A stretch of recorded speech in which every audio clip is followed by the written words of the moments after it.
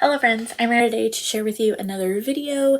Today is going to be the New Year Booktuber Tag. It was created by Jessin at Jessin Reads Romance. I've seen Caitlin and Jen do this tag and I thought it sounded kind of fun. So question number 1 is, what are you most excited about for 2023?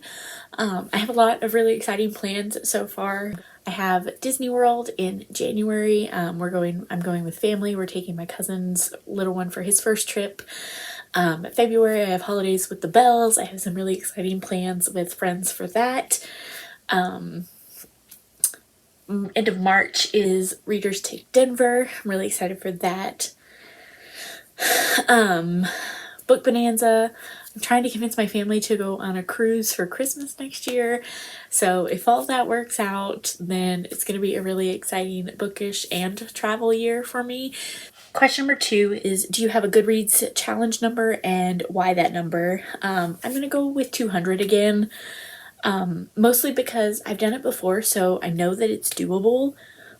But like this year, I'm not going to make it. I'm just not going to hit that number.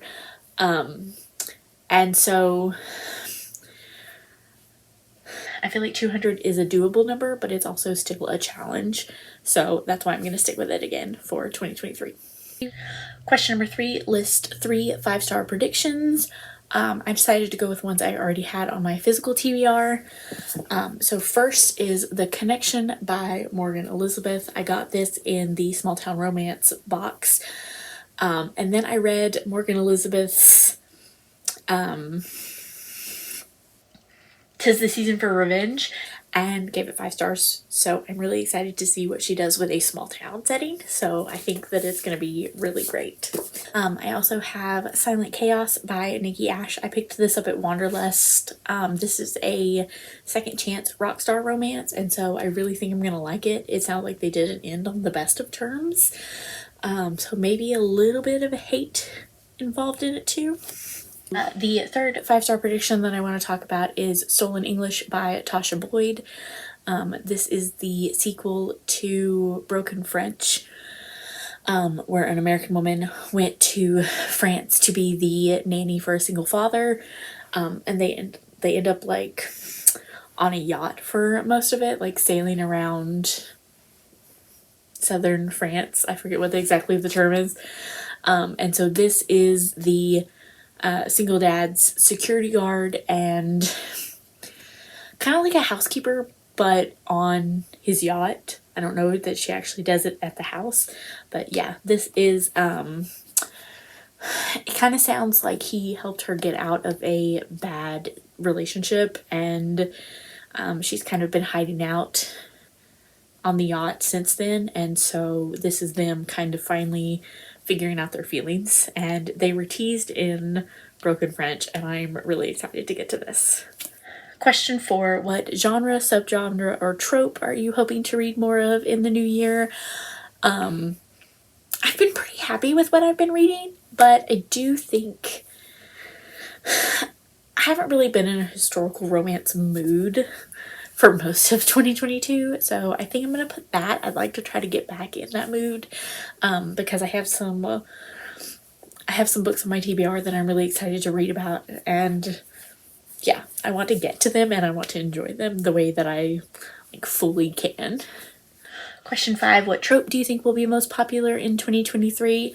I think we're going to continue I think Jen said this, I think we're going to continue the cowboys small town vibes, but I think something might come out of like left field in the summer. I'm trying to think of what really hasn't had its moment lately, and coming out of left field, maybe sports romances might. I don't know, I doubt it, but you never know. I'm gonna say that sports romance is the last half of the year. Question 6 is, name 3 bookish goals for the year. I'm gonna go ahead and say it, my 200 books read goal.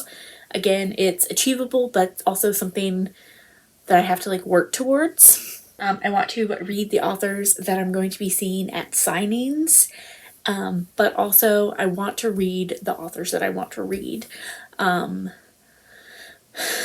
last year I had a goal of so many new to me authors, and having that number goal kept me from reading the ones that I found that I really, really liked, because I was always worried about achieving that number.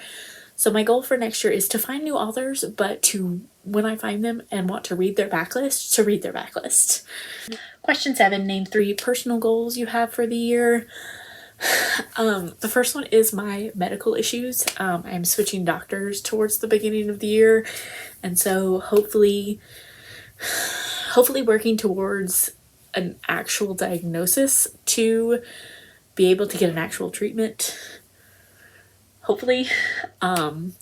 Another one is paying off my debt. I accomplished a little bit of that this year, and I really want to dive back into it. I kind of put it off for holiday spending, but I really want to get back into that, paying off more of my debt.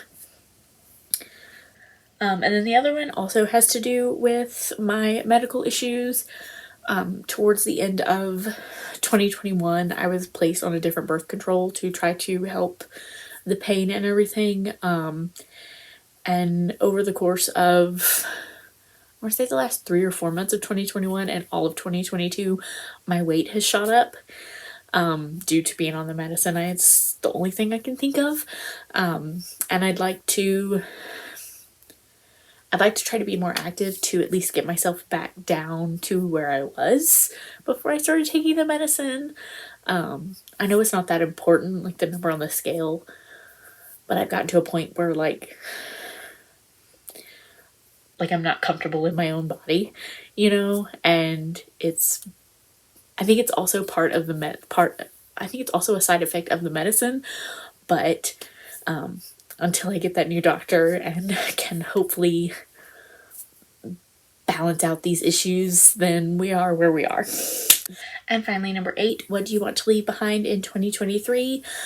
I really liked Caitlin's answer to this of not comparing myself to others, but I am going to add in something that I've really kind of struggled with, really more towards the second half of this year. How do I say this? My value in the romance community is not based on, it's not based on other creators. It's not based on bigger creators. Like, how do I say this without, so I'm probably giving myself away a little bit, but there was a bigger creator that I met, a bigger romance creator that I met at a book signing this year, and I don't know, I just felt like she didn't really see me as an equal in the romance world, and honestly I've struggled a little bit with that, about having doubts about myself, but I really, I know I just need to, I guess, put it into practice a little bit more, that my value in the romance community is not based on whether or not she sees me as an equal, because in terms of subscribers, I'm not her equal.